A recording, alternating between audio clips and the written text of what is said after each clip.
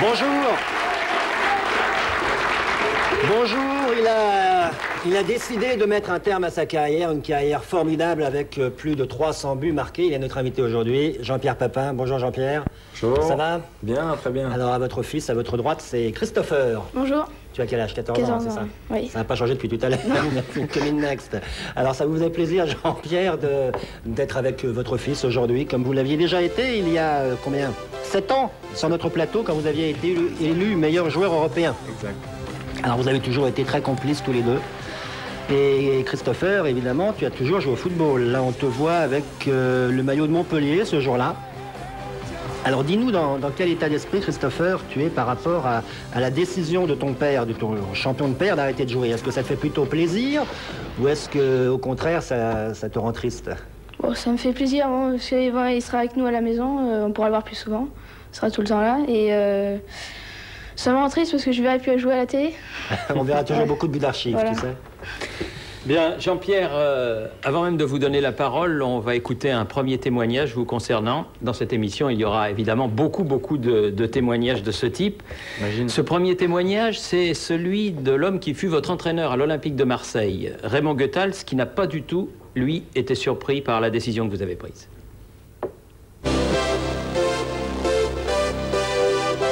Quand l'OM avait gagné, mais il avait marqué et qu'on avait mal joué, alors il disait, on a fait un très bon match. C'était ça, Papin, donc toujours ce but marqué était sa vie, n'est-ce pas? Et c'est pour ça que lorsque je l'ai vu partir la dernière année de sa carrière à Guingamp, que je me suis dit, après avoir été au top si longtemps, il ne va pas s'amuser. Ce n'est pas pour lui. Et j'ai eu raison parce que j'ai appris qu'il a quitté après quelques mois. Jean-Pierre, pourquoi avoir choisi Guingamp? Parce que tout simplement, c'était le seul club qui me donnait la possibilité de retourner 3 jours chez moi par rapport à Émilie et de pouvoir jouer au football encore. Donc, il n'y a pas eu de choix possible. Et pourquoi ça n'a pas marché? Parce que je crois qu'on n'a pas maîtrisé juste une partie qui était en fait la plus importante, c'est la partie familiale. Je crois que c'est ingérable et aujourd'hui j'en suis persuadé de pouvoir être 3 jours d'une part et 3 jours de l'autre, en jamais ayant sa famille tout le temps avec soi quand on a été marié pendant 8 ans. C'est pas possible. Et c'est l'occasion pour nous de rappeler l'association Neuf de Cœur. Je crois que vous allez voir les coordonnées. Vous pouvez envoyer vos dons. C'est l'association que vous avez créée avec Florence, votre épouse, qui est dans le public avec nous aujourd'hui. Et cette association s'occupe des enfants qui souffrent de lésions cérébrales. Alors, mise à jour du foot international, c'était mercredi dernier, avec les éliminatoires de l'Euro 2000 en retard et certains matchs amicaux. Philippe Huy. Les Français de l'étranger, Bichente Lizarazu, qui fait la une de notre confrère Bleu Blanc Foot, magazine de Marianne Mako. Bichente Lizarazu joue aujourd'hui au Bayern de Munich. Vous y avez joué aussi. La dernière fois que vous vous avez affronté, Bichente, c'était en finale de la Coupe UEFA 96. Vous étiez au Bayern, il était à Bordeaux. Écoutez son témoignage.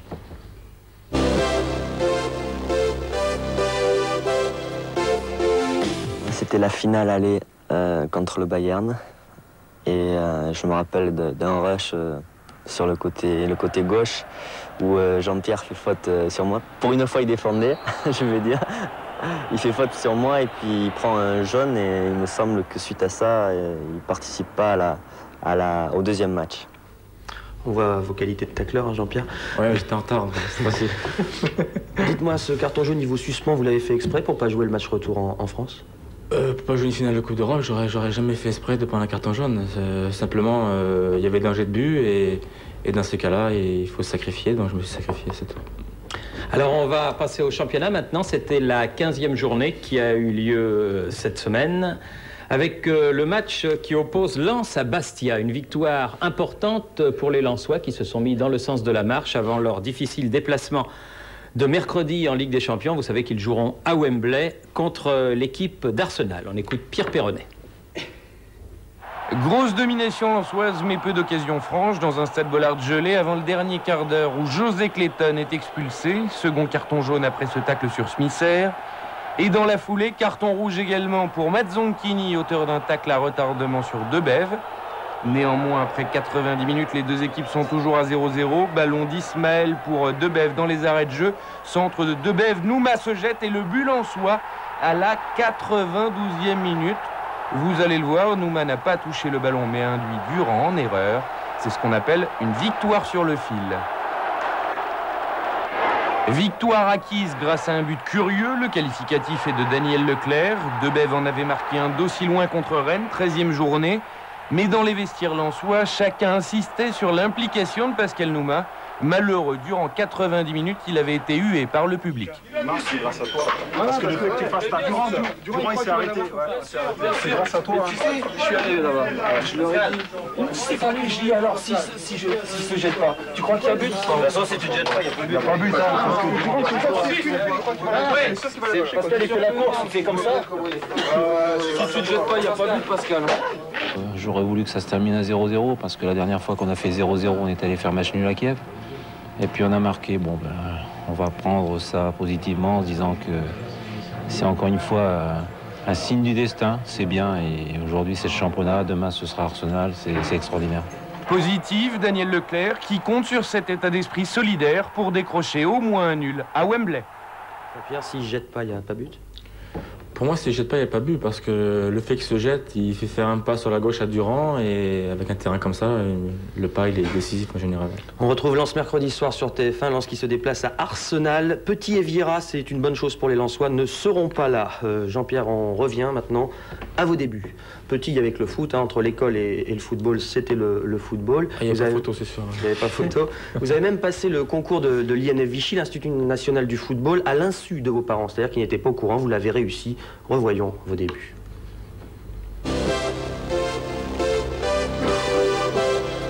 Donc c'est en 1981 que vous entrez à Vichy. On vous voit là, vous allez voir à l'extrême droite à l'échauffement. Et l'image suivante est encore plus rigolote. Voilà. C'était André Mérel qui vous entraînait à l'époque. Et voici votre premier but à l'INF Vichy. C'est le 19 septembre 1981. C'est contre Cournon. Vous allez marquer une petite trentaine de buts en 3 ans à Vichy, en vous baladant entre l'équipe de D3, l'équipe de D4 ou l'équipe de DH. Le premier but, c'était en D3. C'est encore un autre but, toujours contre Cournon. Et là, on commence à voir le vrai Papin. Disons qu'il y a voilà, toujours le flair de Papin, la frappe de Papin, la générosité. D'entrée, vous avez à peine 20 ans, même pas. À cette époque-là, ça c'est votre premier but en 2e division avec Valenciennes, puisqu'après l'INF Vichy, vous rentrez à Valenciennes, où vous allez marquer une quinzaine de buts en une saison. Le club a des difficultés financières et donc le club vous transfère à Bruges. Entre-temps, avant d'aller à Bruges, vous êtes sélectionné en équipe de France Espoir. Et ce but, c'est votre premier but officiel au Stade Vélodrome à Marseille, puisque vous affrontez l'Espagne lors du Festival Espoir de Toulon. Vous battez l'Espagne et en finale vous vous retrouvez contre l'Angleterre. Et là encore un but, je dirais la marque de fabrique de JPP, la prise de risque. Non. Ah bah ça c'est un exploit. Je croyais que vous aviez toujours vu. Presque. Ah, il en manque quelques-uns, heureusement. Donc ça c'était en juin 85 et je le disais précédemment, à Valenciennes a des problèmes financiers, donc Valenciennes vous transfère à Bruges. Et là, un attaquant titulaire blessé, vous allez jouer une trentaine de matchs et marquer. Sauf quand je serai suspendu. Et vous allez réaliser une moyenne exceptionnelle à Bruges, puisqu'à Bruges, vous allez avoir une moyenne de 0,8 buts par match, soit presque un but par match. C'est votre meilleure moyenne durant toute votre carrière. C'est original, vous démarrez par un championnat étranger. Le match qui vous révèle contre Boavista, comme le disait Philippe Pouy, qui vous avait rencontré à l'époque, sur cette tête, on a l'impression que vous allez vous asseoir sur la barre. J'étais pas loin, c'est vrai. Et vous allez où là? Vous passez Boavista. Vous êtes éliminé ensuite contre le Spartak Moscou. Ça vous empêche pas d'en planter un pas mal à Dassaev. Bruges, ça se passe bien, mais vous avez peut-être envie d'aller ailleurs. J'espère. J'espère. Très vite même. Vous avez signé pour combien? 3 ans. Bon, ben, un contrat, ça peut... Même avant 3 ans, ça peut se faire. Alors, vous voyez ce que je veux dire? Avis aux amateurs. Avis aux amateurs. Et avis aux amateurs, et durant l'été, vous êtes transféré à Marseille. Mais Bruges, c'est aussi et surtout votre première sélection en équipe de France. C'est vrai. Pas votre frère, J'ai l'impression que c'était moi. Mais bon. Donc Bruges, c'est votre première sélection en équipe de France et votre maman nous raconte dans quelles circonstances vous apprenez de la part d'Henri Michel que vous allez rejoindre les Bleus. Écoutez, c'est pas triste. Mais je sais. Je me rappelle. Un beau jour, j'étais chez lui à Bruges et puis un coup de téléphone. Jean-Pierre décroche, on lui dit je viens chez Monsieur Papin? Oui. Ici, c'est Monsieur Henri Michel. Je voudrais vous convoquer pour le match de sélection qui a lieu le 26 février au Parc des Princes. Alors Jean-Pierre, un peu sceptique, il regarde tout le monde. Il dit, écoutez, si vous êtes Henri Michel, moi je suis le président de la République. Et il raccroche au nez de Monsieur Henri Michel. Ça retéléphone une seconde fois. Je lui dis, Jean-Pierre, mais enfin quand même, fais attention, c'est peut-être vrai. Il me dit, non mais écoute, il dit, je sais pas encore, le couillon qui est en train de me faire une blague. Qu'est-ce qu'il fait? Il écoute, je suis Monsieur Henri Michel. Il raccroche une seconde fois. Ça ressonne une troisième fois. Il me dit, maman, décroche. Je décroche. Il me fait, Monsieur Henri Michel à l'appareil. Je suis la maman de Jean-Pierre. Ben, écoutez, il dit, vous allez peut-être être plus gentil que lui, vous allez m'écouter, parce que c'est pas une blague, je suis bien le sélectionneur de l'équipe de France. Il y a un match de sélection à Paris le 26. Il faudrait que Jean-Pierre se rende à Paris pour les préliminaires, à telle date. Il me dit, j'espère que vous allez lui faire comprendre. Et le téléphone a sonné 54 fois, puisque vous avez été 54 fois international, vous avez marqué 30 buts avec l'équipe de France, mais il n'y a pas eu la Coupe du Monde. Alors est-ce que vous avez vécu cette non-sélection comme une injustice? Non, pas une injustice, parce que j'avais vu Aimé Jacquet l'année d'avant. Il m'avait dit que si j'étais titulaire, je ferais certainement partie des 22. Et en fait, les derniers 6 mois à Bordeaux, j'étais remplaçant et c'est vrai qu'il devait absolument prendre ceux qui jouaient et c'était plus important. Mais c'est vrai que j'étais un peu déçu. On poursuit, Jean-Pierre, avec la 15e journée du championnat. On a vu Lens tout à l'heure. Maintenant, on voit 3 matchs concernant le bas du tableau commenté par Pierre Perronnet. Il est arrivé jeudi, Patrice Loco, prêté 6 mois à Lorient par le Paris Saint-Germain. Et c'est lui que l'on trouve à la réception d'un centre de Pédron, 25e minute. Loco est à terre. Faute peu évidente sifflée par Monsieur Sars, autrement dit pénalty. Ali Bouafia le tire, le poteau. Loco surgit, 1-0. Intégration réussie. Loco ne regrette sûrement pas la froideur du banc parisien et réjouit évidemment le nouveau président lorientais, Noël Quedel, homme de presse. Christian Gourcuff, l'entraîneur, a le sourire, mais seconde mi-temps et scénario inverse. Avec cet accrochage entre Keruel, le stopper breton, et Jo, l'attaquant toulousain. Pénalty là aussi. Le tireur, c'est Ahmed Marzi à droite de Hugues, mais Hugues l'intercepte. Frappe bien molle de Marzi. Joie démonstrative de Hugues et du public de Lorient qui décroche sa première victoire à domicile grâce à son nouveau venu, Loco. Nous ne sommes pas en Sibérie mais à Nancy où Rambo profite d'une bévue de Weber pour centrer. Cascarino surgit, la tête et le seul but du match, 91e minute. L'expérimenté attaquant irlandais stoppe ainsi une série de 3 défaites consécutives à domicile pour Nancy. Climat plus doux mais ambiance plus tendue à quelques dizaines de kilomètres de là. Sochaux pour cette faute sur Corentin Martins. Maraval écope d'un 2e carton jaune, synonyme d'expulsion, et ce dès la 20e minute. Didier Lang est le plus vindicatif et 2 minutes après la reprise, c'est lui, Didier Lang, qui accroche Hamzin. 2e expulsion, les Sochaliens joueront à 9 contre 11 les 43 dernières minutes de cette rencontre. Des espaces secrets pour Strasbourg, Arpinon à l'affût anticipe la remise de Raschke et ouvre la marque. Strasbourg réussit souvent bien à Sochaux, 2 victoires lors des 2 dernières confrontations en première division. Sochaux pourtant auteur d'un très bon match nul à Bordeaux la semaine dernière. Et l'équipe d'Anziani, même à 9 contre 11, ne se laisse pas abattre. Long ballon, mal dégagé par Godwin Okpara. Fiao, entré en cours de jeu, résiste à Bertin et égalise. 73e minute. Un résultat nul que les Sochaliens tiendront jusqu'au bout.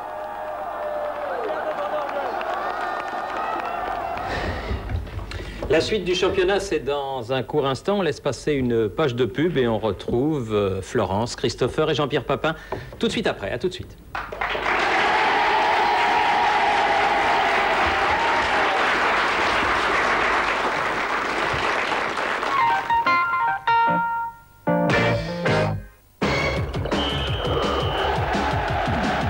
sur une planète géniale.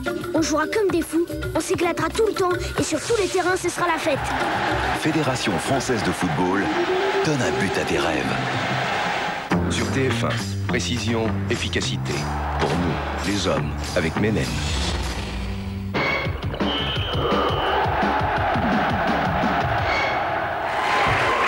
Avec les Benjamins de l'US Camon, on retrouve Téléfoot et on retrouve également la présélection pour le 11 d'or. Le 11 d'or, c'est l'élection du meilleur joueur évoluant en Europe. Nous vous avons déjà présenté les gardiens, les défenseurs, les milieux de terrain. Aujourd'hui, c'est au tour des attaquants. Fabrice David.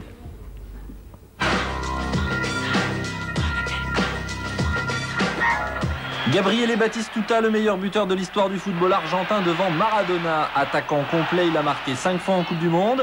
Avec le club italien de la Fiorentina où il joue depuis 7 ans. Batigol, c'est son surnom, a marqué plus de 150 buts. À Florence, c'est une idole. Des supporters lui ont même demandé de se présenter aux élections municipales.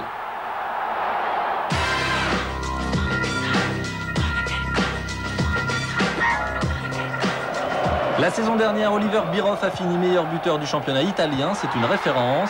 Durant la Coupe du Monde, il a inscrit pour l'Allemagne le but victorieux contre le Mexique en 8e de finale. De la tête, c'est son point fort. Cette saison, Bierhoff joue au Milan AC.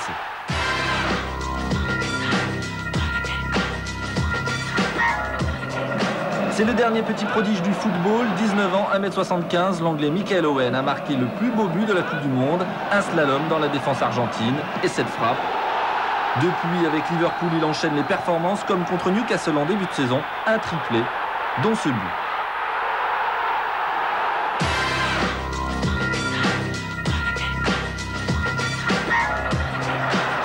Même lorsqu'il n'est pas au meilleur de sa forme, comme lors de la Coupe du Monde, il est capable de faire la différence à tout moment. Depuis qu'il a 18 ans, Ronaldo est une star planétaire, le joueur le plus cher du monde. Jamais un footballeur n'avait déclenché aussi vite un tel intérêt de la part du public, des entraîneurs, des sponsors. Ronaldo, c'est la technique, la puissance, le démarrage et des buts, beaucoup de buts. Une moyenne d'1 par match à Eindhoven, puis à Barcelone, et plus de 30 l'an dernier avec l'Inter de Milan.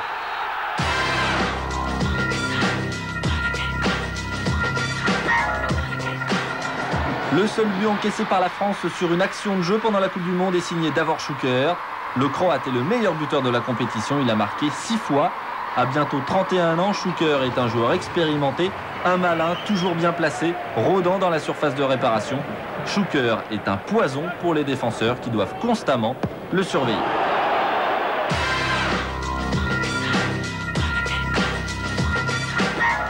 Christian Vieri, la terreur des défenses en raison de sa présence athlétique, il est très difficile à arrêter ballon au pied. Lors de la Coupe du Monde, il a marqué 5 buts, dont celui-ci, contre le Chili. L'Italien a fini l'an passé meilleur buteur du championnat d'Espagne avec l'Atlético Madrid. Vous venez de voir notre sélection des meilleurs attaquants. Si l'un d'entre eux mérite selon vous le 11 d'or, vous pouvez jouer soit sur le 3615 TF1, soit en envoyant le bulletin de participation que vous trouverez dans 11 mondial, soit sur papier libre à l'adresse inscrite sur votre écran. Voilà, votez nombreux, il y a 200 000 francs de prix à gagner. Jean-Pierre, c'est lequel le meilleur pour vous des attaquants? Ils sont tous très forts ceux-là, mais moi j'ai une petite préférence pour Batistuta. Le joueur de Florence. Ouais. Quelqu'un à présent que vous allez avoir beaucoup de plaisir à entendre, on en est certain. Lui, en tout cas, il était ravi de nous parler de vous et de nous raconter une histoire du temps où vous jouiez à l'OM avec lui. C'est Chris Waddle. Écoutez ça.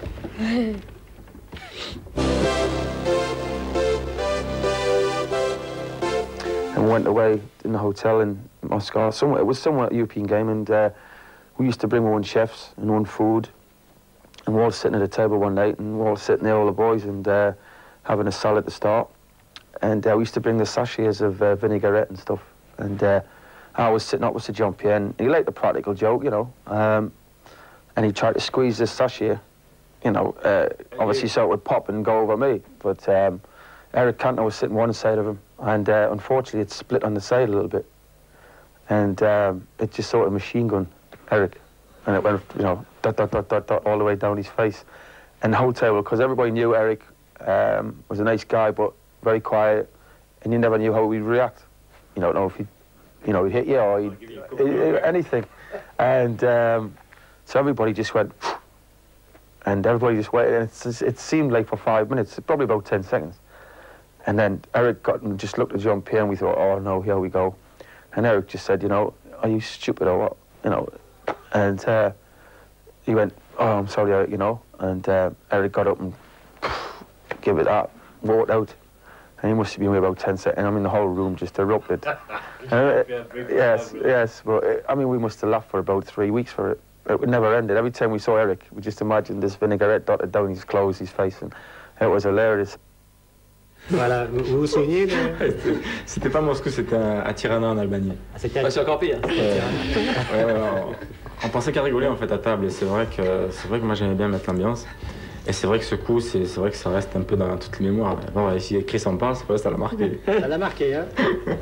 Faudra avoir la version d'Eric Cantona maintenant. Ah, c'est sûr que ça sera la même. Mais c'est vrai qu'on savait pas comment il allait réagir, c'est vrai que... Il y en a d'autres que vous avez marqués, Jean-Pierre, ce sont bien évidemment les gardiens de but. Vous avez été 5 fois meilleur buteur du championnat. Alors on va vous proposer tout simplement une sélection de vos plus beaux buts. Pas tout à fait les plus beaux parce que vous le comprenez, on a gardé les papinades pour la fin. C'est parti.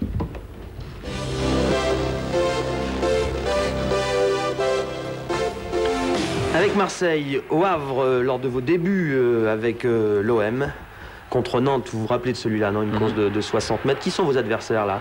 Il y a Philippe Tiss et il y a le gardien, je me rappelle. Marot, voilà. Contre Nice, pas mal. C'est Amitrano? Non. Non, c'est... je me rappelle plus son nom. Je me rappelle les buts. Tête du Suyer, celui-là contre Metz. De la tête contre Auxerre pour le premier titre de champion de France. Vous mettez dans le vent Boli et Prunier contre Saint-Etienne, pas mal le coup franc. Ouais. Et celui-là, racontez-nous, quand vous arrivez devant Martini, il tombe sur les fesses, hein, vous lui faites du talon? Non, le problème c'est que Bruno me connaissait parce qu'on était en équipe de France ensemble et il pensait que j'allais frapper fort en fait. Et au dernier moment, comme je l'ai pas vu bouger, j'ai essayé de la placer. Bon, c'est rentré avec le poteau en plus. Ça c'est où? À Athènes. Bien vu. En Coupe d'Europe contre l'Allemagne.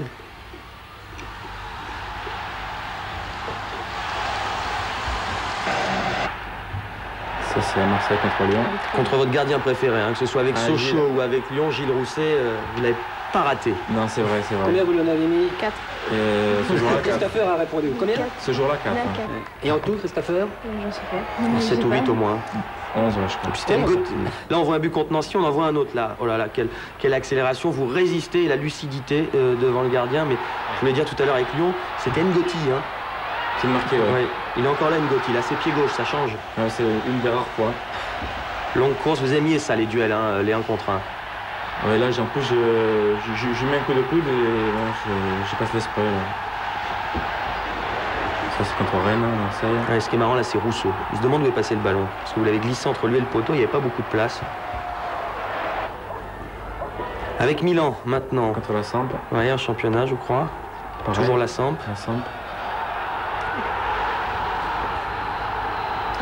Avec Milan, vous allez réaliser un parcours pas mal, hein. 2 années à Milan, 2 titres de champion d'Italie et puis 30 buts en 60 matchs, soit un but tous les 2 matchs. Celui-là, c'est contre Cremonese avec un service de Marco Simone, qui avait les cheveux courts à l'époque.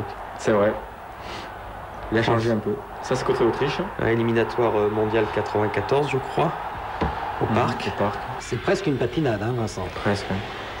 Ça, c'est contre Montpellier avec Bordeaux. Et là, vous avez frappé fort, hein, devant Bruno Martini. C'est-à-dire, Bruno, je sais pas comment il va réagir face à moi. Et puis le Stade de France, fraîchement construit, vous avez eu le temps d'en mettre un petit.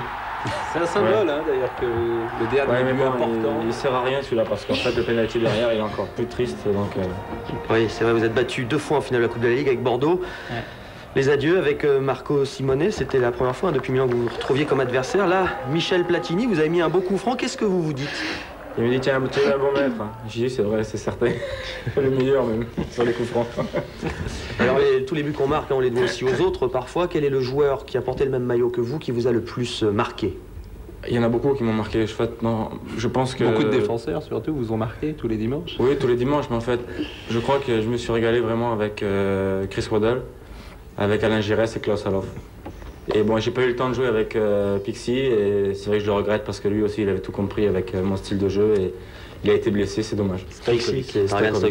Et puisque vous parliez de très beaux coups francs, il y en a eu un superbe comme Violo jeudi soir, mais il a été marqué vendredi soir à Nantes et c'est le moyen de poursuivre la 15e journée du championnat de France avec donc Nantes en jaune face à Montpellier. Marqué par un joueur qui marquait Jean-Pierre. Eh oui. superbe but de Franck Sylvestre. C'est vrai, vous avez raison, Vincent, ça devient l'un des vétérans du championnat. Il a commencé à Sochaux il y a une petite dizaine d'années, mais ce coup franc, il est superbe. Lui, je savais pas que tu avais des coups francs, Franck, c'est ça le problème. Après 10 minutes, Montpellier mène à la Beaujoire 1-0. Olivier Monterrubio pour une réaction nantaise, toujours en première période. Flukinger a arrêté. Puis à la 41e minute, Fabry Decroix. Fabry qui a fait un très bon match. C'est sûrement l'une des meilleures recrues nantaises. Et c'est Decroix qui marque un but partout. Nantes n'a plus gagné depuis le 3 octobre. Metz se déplace à Auxerre. Auxerre qui jouait son 700e match en première division. Frappe de Risetto à côté. Auxerre reste sur 4 matchs difficiles puisque 1 point pris sur 12 possibles. Alors que Metz marche bien. 7 points pris sur 9 possibles sur les 3 dernières journées. Frappe de Degnaud sur la barre. Et Marley derrière ne peut reprendre. Superbe geste de Degnaud. Toujours 0-0. On approche de la fin du match. Coup franc de Diomède. Tête de Klaus, le Polonais de la J Auxerre. Et Auxerre s'impose 1-0 face au FC Metz. On revoit le centre de Diomède, la tête de Klaus. Dans les arrêts de jeu, Metz a une occasion grâce à ce coup franc de Rodriguez qui échoue sur la barre. Victoire d'Auxerre, 1-0.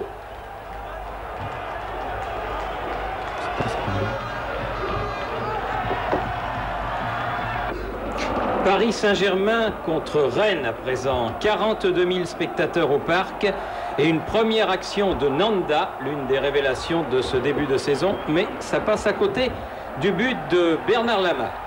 Une action sur laquelle Simone est touché, qui va valoir un coup franc à l'équipe du Paris Saint-Germain pour cette faute du Marocain Rossi.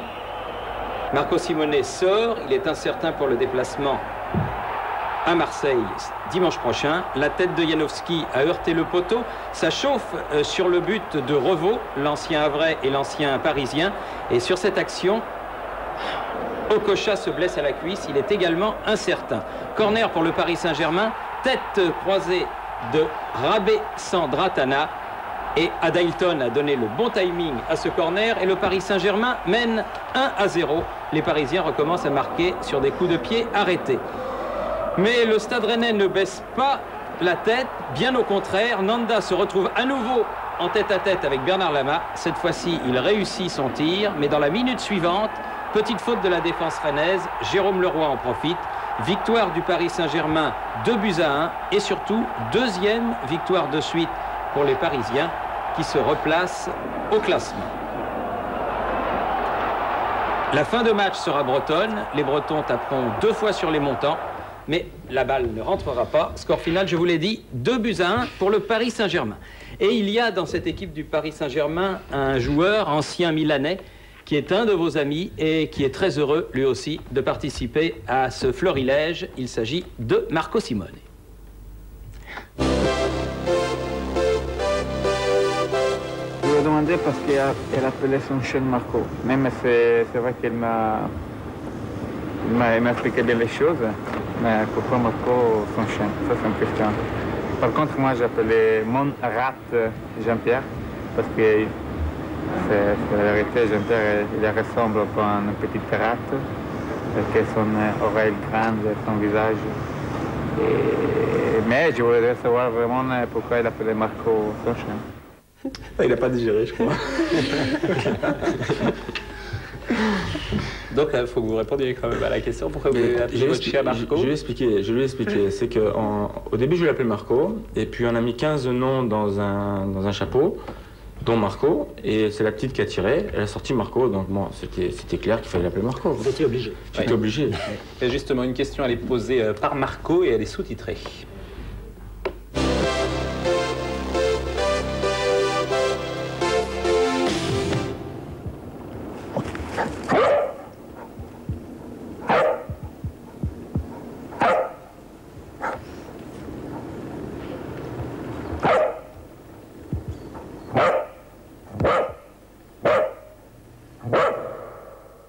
Question intéressante. Voilà. Un aboiement, c'est une phrase avec lui, c'est pas un mot. Ah oui, c'est le langage chien.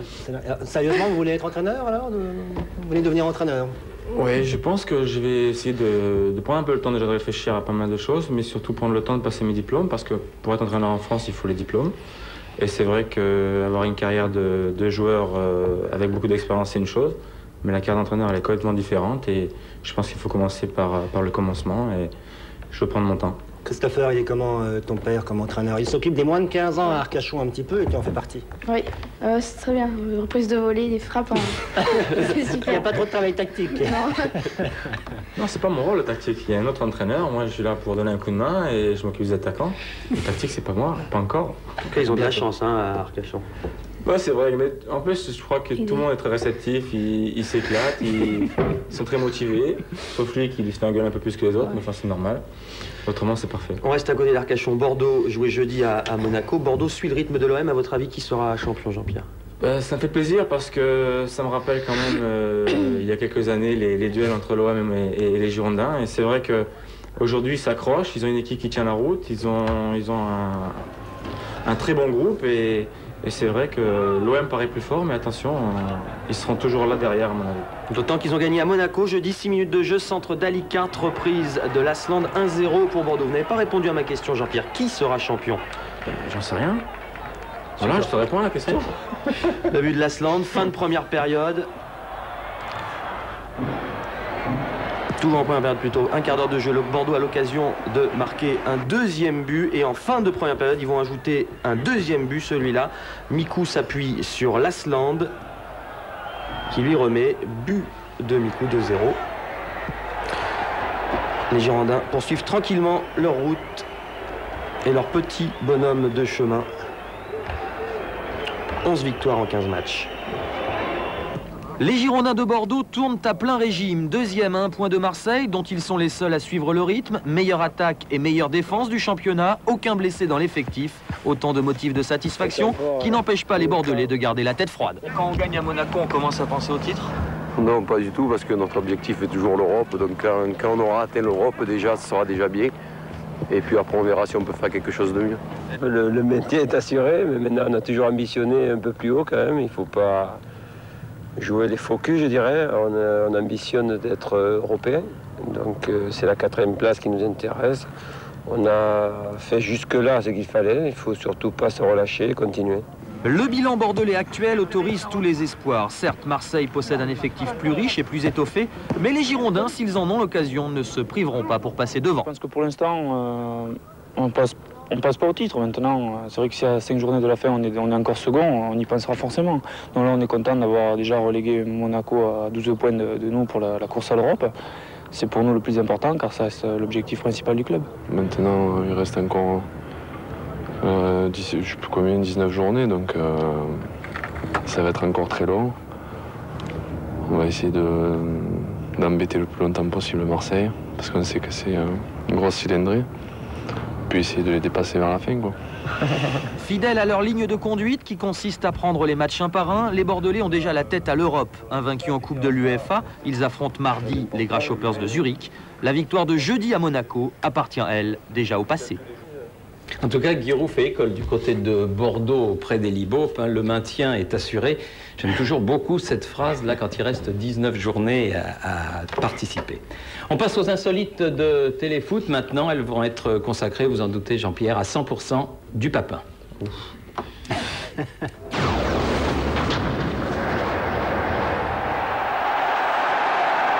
Des images grappillées grâce à notre assistant Laurent Lachamp et à François Dubois qui est documentaliste, car avant d'être un homme, avant d'être un footballeur, il y a eu un bébé.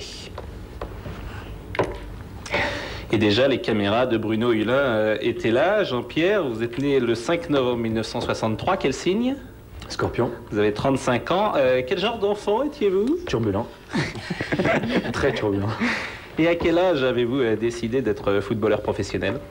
J'avais 7 ans. J'avais que ça dans la tête. Hein. Et beaucoup de gens insistent sur votre volonté. Tous les témoignages qu'on a eus cette semaine, c'est l'élément clé, cette volonté d'être footballeur. Mais je pensais qu'à ça parce que ça me plaisait d'abord, parce que je savais que mon père avait fait la même chose. Et puis chaque fois que j'allais quelque part, c'était pour jouer au foot, c'était pas pour faire autre chose.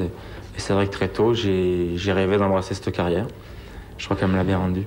Eh bien, puisque vous parlez d'embrasser, chacun sait que vous êtes un tendre et vous êtes terriblement affectueux également, puisqu'en 1989, vous avez croisé François Mitterrand. Alors pourquoi demandez-vous au président de la République de l'embrasser? Parce que c'était un pari que j'avais fait avec mes amis joueurs de l'OM à l'époque. Et j'avais même dit que je l'embrassais sur le front, mais je me suis dégonflé dans mon... Et vous l'avez embrassé sur la joue. C'est en 89, quelle est l'équipe de l'OM que vous avez préférée? Ouais, je crois que c'est celle-là. Par rapport à l'amitié qu'il y avait entre nous, c'était celle-là. Après, c'est devenu un peu plus équipe avec de la pression autour. Et on devait assumer tout le titre de champion. Et c'est vrai que c'est devenu de plus en plus difficile. Et puis, après 89, il y a eu Florence qui est avec nous aujourd'hui. Et si certains accrochent à leur balcon un mouchoir, c'est leur manière de dire oui ou non. Vous aviez un bandana autour du bras lorsque vous étiez capitaine, c'était pour elle. Oui, c'était pour elle, tout à fait. Et elle me l'avait donné, je l'ai mis parce que ça me faisait plaisir. Et puis moi, je pensais à elle tout le temps, donc voilà. Et à l'époque, il y avait un petit secret, hein, parce que personne ne savait vraiment pourquoi vous aviez ce bandana. Voilà, vous savez. Et puis alors, Jean-Pierre, bon, peu de téléspectateurs le savent, mais vous avez fait une carrière assez importante, cinématographique. J'irai droit au but. Donc Skipson, fiction linéaire, l'influence godardienne peut-être, bressonienne sans doute, dans un film pas rasoir du tout. Plus décontracté, plus cool, une évolution importante dans votre carrière, on sent l'assurance, la maturité, vous avez choisi le dépouillement total dans l'expression, l'influence du muet, cette fois plus que jamais vous ne vous exprimez dans ce film. Ça c'était juste avant un court-métrage, à texte, celui qui suit. Collectionne les points fidélité et offre-toi le maillot de Jean-Pierre Papin. Le foot, un jeu d'enfant. Facile. Oh. Tu cherches l'ouverture, tu fixes ton défenseur, tu tentes le 1-2, tu t'engouffres dans l'espace et tu vises la lucarne. Comme moi, collectionne les papinades. Jean-Pierre, tu vas rater. Et puis une dernière. Je peux pas. Jean-Pierre, il y a quelques mois. Je le rappelle. Jean-Pierre, tu viens me coucher. Ah là, l'objet de toutes les passions. Jean-Pierre. Vous avez aimé faire ça visiblement au plaisir? J'ai éclaté. Je me suis éclaté. Est-ce que vous aimez les escalopes? Oui, surtout celle qu'on met sur le pied. Ben voilà. Regardez, à quoi ça sert une escalope sur le pied? Ça, c'est à quoi ça sert vraiment à quelque chose? Ça sert à amortir les chocs, tout simplement. Et c'est vrai que ce jour-là, en plus, ça m'a fait marquer 2 buts. Ouais. C'était contre Saint-Etienne. C'était il y a quelques années. Alors, début à Valenciennes, on l'a vu. Début au Stade Vélodrome, on l'a vu. Et puis, début dans les buts, puisque vous avez joué gardien de but. En 1990, dans un match célèbre, hein, c'est le quart de finale de Coupe d'Europe, c'est le Marseille-Benfica. J'ai l'impression que le Benfica c'est pas Sofia. Pardonnez-moi, vous avez raison. C'est Marseille-Sofia. C'est la seule fois que vous avez joué dans les buts? En match officiel en pro, oui, autrement j'ai joué quand j'étais petit, c'est pas bien passé, donc c'est pour ça que vous êtes devenu avant sur voilà, c'est clair, je préférais y aller plutôt que... Mais alors c'est extraordinaire parce qu'on a cherché dans le résumé, vous ne faites aucun arrêt, vous touchez plusieurs fois le ballon, mais... Non, parce que quand je suis rentré dans les buts, en fait, il y a Jeannot Tigana, il a pris la manœuvre, il a dit marquage individuel, il reste un quart d'heure à jouer, on menait 3-1. Et marquage individuel, et chaque fois qu'il pouvait, je le ballon en retrait. Bah, ça marchait mieux le marquage individuel à l'OM qu'à Monaco, hein. C'est 2 équipes différentes, 2 époques différentes. Et c'est vrai qu'à l'époque, Jeannot était un des grands joueurs de Marseille. Alors demain, il y a un tournoi en salle qui a lieu au stade Pierre de Coubertin avec une très belle équipe de TF1. Avec Jean-Pierre. Et ce sera au bénéfice de Neuf de Cœur. Alors vous venez nombreux demain soir à 19h au stade Pierre de Coubertin à la porte de Saint-Cloud. Page de pub et suite et fin de Téléfoot tout de suite après.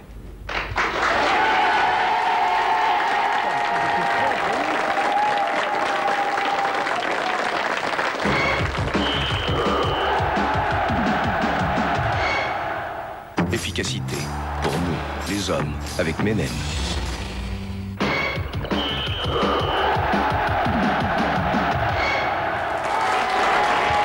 Retour au football avec Jean-Pierre Papin qui vient d'arrêter sa carrière. Et avec Jean-Pierre, il y a Christopher, son fils, et on va parler de l'OM maintenant, de Marseille. Et vous dites souvent, Jean-Pierre, que les images qu'on va voir, là, une finale de Coupe de France, en 89, un match entre l'OM et Monaco. Vous dites souvent, Jean-Pierre, que cette finale, c'est votre chef-d'œuvre. Vous aviez marqué 3 buts magnifiques, on va les voir. Et c'est effectivement votre meilleur souvenir. Pour moi, c'est le meilleur souvenir, parce qu'il y avait tout ce jour-là. Je crois que personne n'a pu m'arrêter ce jour-là. Puis j'avais la chance, je prends le poteau, tout ce que je touchais, ça réussissait. Bon, sauf le pénalty après. Oui, on va le voir, le pénalty. Vous avez marqué 3 buts, on revoit le premier. On verra chacun des buts avec une caméra isolée. Le pénalty vous aurait permis de marquer 4 buts en finale de Coupe de France. C'est jamais arrivé dans l'histoire du football en France, mais 3 buts, il y a déjà Éric Pécou. Je sais. Vous savez. Je sais, mais il a marqué après prolongation. Donc j'ai un petit avantage. Tiens, c'est Sonor, Luc Sonor, qui était notamment au marquage. Hein. Il y avait Sonor, il y avait Battiston, il y avait Ettori. Ouais. Christopher, tu avais quel âge? Tu avais 5 ans. 5 ans, tu étais au parc? Non, tu... Non, je crois pas. Mais tu connais ces images, tu les as sûrement vues plusieurs fois. Oui. Qu'est-ce qui va se passer là, par exemple, Christopher? Fais voir tes débuts de commentateur.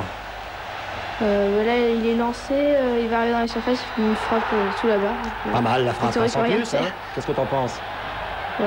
Pas mal. Ouais, pas mal, ouais. Non, c'est une frappe magnifique, exceptionnelle. Et là, qu'est-ce qui va se passer, Christopher, maintenant? Il va prendre un carton parce qu'il sort du terrain. Mais vous appelez pas Christopher. Non, il va rater un pénalty. C'est arrivé quelques fois, hein, vous en avez raté peu. Oui, surtout sur la fin, beaucoup. Il y a moins de confiance, peut-être. Il va le tirer à droite ou à gauche, Christopher? Vite, vite, vite. À gauche. Oui. À gauche. Bien, et ben Marseille, on va les retrouver, Christopher et Jean-Pierre, puisqu'il nous reste un match à voir. La première défaite de l'OM à Lyon. On retrouve Fabrice David.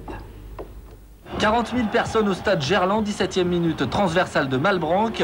Linares a pris le dessus sur Moses, centre en retrait, contré par Blanc et Linares marque en coin. 1-0 pour Lyon. Linares marque son premier but en première division. L'OM est mené au score. Linares a voulu centrer, Blanc contre de la cuisse. Porato est parti, il doit revenir.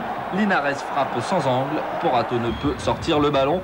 En deuxième mi-temps, coup franc pour Lyon. Violo et Caveglia sont deux spécialistes. Violo s'élance et marque. Il place le ballon dans la lucarne. Un coup franc superbe, inarrêtable. Deuxième coup franc victorieux de Violo en 15 jours. 2-0 pour Lyon. À un quart d'heure de la fin, Marseille, qui ne veut pas accepter une première défaite, accélère. Camara, ça va très vite. Les Marseillais sont en surnombre. Centre de Camara devant le but. Maurice reprend à bout portant. Marseille revient à 2-1. Et même si Maurice se dépêche pour l'engagement, ce but est le seul de l'OM. L'OM qui perd pour la première fois de la saison à Lyon. Lyon 2, Marseille 1 a signalé le carton rouge pour Bach et qui tacle violemment Pires en fin de match. Bach est expulsé. Et si Pires n'avait pas sauté au dernier moment, ça aurait pu être très dangereux.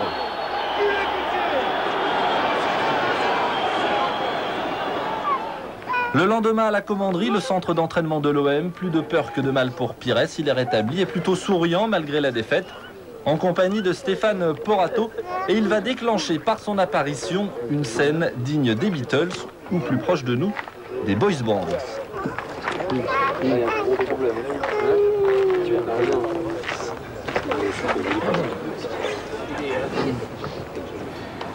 Voilà.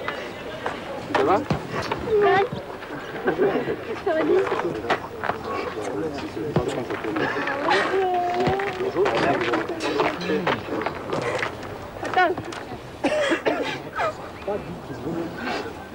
C'est ça aussi l'effet Coupe du Monde. Pour le reste, rien à signaler. Devant une cinquantaine de spectateurs, seuls quelques remplaçants s'entraînaient.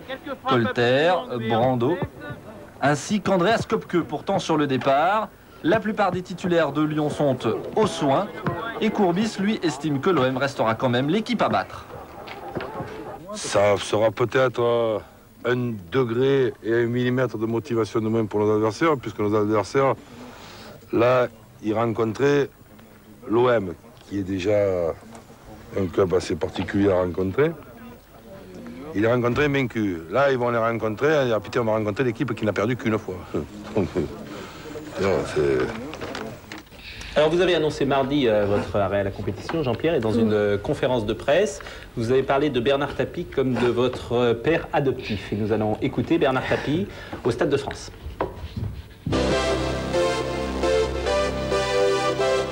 Ça n'a pas été assez souligné, Jean-Pierre est un joueur exceptionnel. Ça veut dire un joueur qui, quand vous jouez contre une équipe de même niveau que le vôtre, ou que la situation n'arrive pas à se débloquer parce que ce jour-là vous n'êtes pas en forme, mal organisé, va mettre le but qui déclenche la victoire du match. Alors qu'on ne s'y attend pas. C'est le joueur exceptionnel. Alors il peut être exceptionnel par sa technique, ça a été le cas de Platini, aujourd'hui de Zidane, ou il peut être exceptionnel, comme c'est le cas de Jean-Pierre, parce qu'il va tenter des choses qu'aucun autre joueur a le culot, le tempérament et l'envie de tenter. Ce qui implique que Jean-Pierre peut réussir évidemment que s'il est dans un climat de confiance totale, où il sait que s'il rate, on ne lui en voudra pas, et s'il réussit, on le prendra pour un héros qu'il est. Ah, j'ai une vraie question, en fait, c'est plus une prière. Comme tu le sais, Jean-Pierre, j'ai plus le droit d'être dans le football, j'ai été évacué. J'en souffre parce que ça me manque. Tu vas faire ton jubilé. Et je rêverais de coacher ton équipe, celle qui va rencontrer les autres, quelle qu'elle soit, avec les anciens de l'OM, en particulier ceux qui sont toujours en activité, de Sailly, Bokchich, Anderson, Deschamps, Bogossian et autres. Barthez et compagnie, ça me ferait très plaisir. À toi de me répondre. On va faire mieux que ça. Moi, je me mets au défi de faire les 10 dernières minutes sur le terrain. Qui joue? Qui joue avec nous les 10 dernières minutes sur le terrain. Je crois que ça pourrait être une image sympathique. L'appel est lancé, en tout cas. Je suis sûr qu'il l'a entendu. Bernard Tapie parlait de votre côté risque tout, le fait de tout tenter, place aux papinades, JPP. C'est un terme qui est apparu le 7 mai 1988 dans le journal Le Provençal, terme inventé par notre confrère Alain Pécheral. C'était au lendemain de Marseille-Niort, qui était presque votre première papinade. Vous allez comprendre, regardez cette papinade. Le service est de Jean-Louis Zanon, je crois. La reprise. Première, non, c'est Bernard. C'est officiellement la première, mais écoutez Alain Pécheral.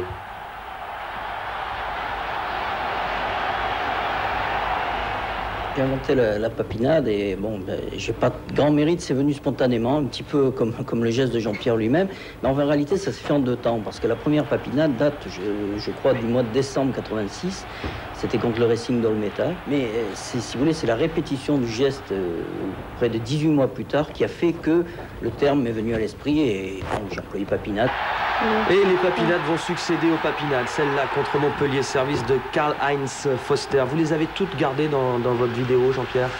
Presque toutes, mais il m'en manque quelques-unes. Et d'ailleurs, je crois que le 12 janvier sortira une cassette qui retracera par exemple toute ma carrière et tous les buts que vous voyez aujourd'hui.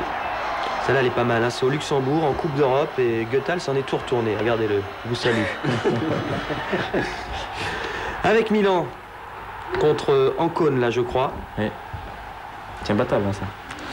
Christopher, ouais. Là, tu les as un peu plus vues, toutes celles-là, puisque ouais. tu avais une dizaine d'années. Ouais. Ta préférée?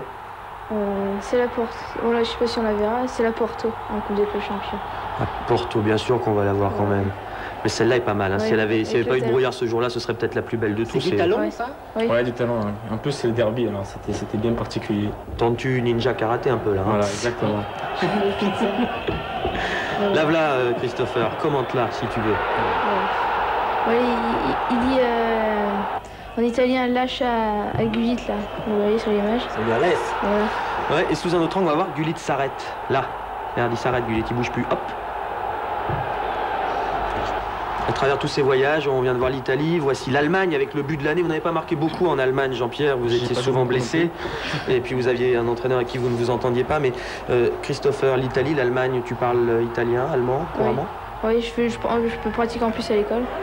Ce qui permet de l'entretenir. La dernière papinade de JPP, la seule avec Bordeaux en amical contre Guingamp à Angoulême l'été 97. Et puis en équipe de France, l'une de vos préférées. Ah oui. Tchécoslovaquie, France, à Bratislava.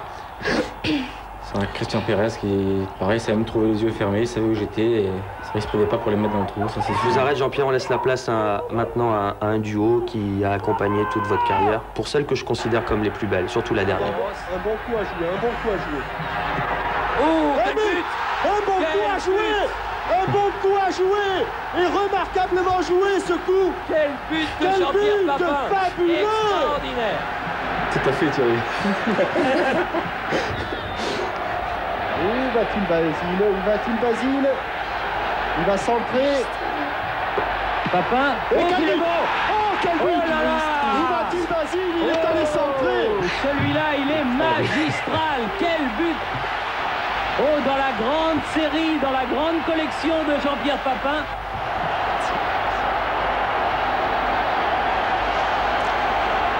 C'est laquelle votre préférée, Jean-Pierre? Celle-là. C'est exceptionnel. Hein. Oui, c'est tout retournant.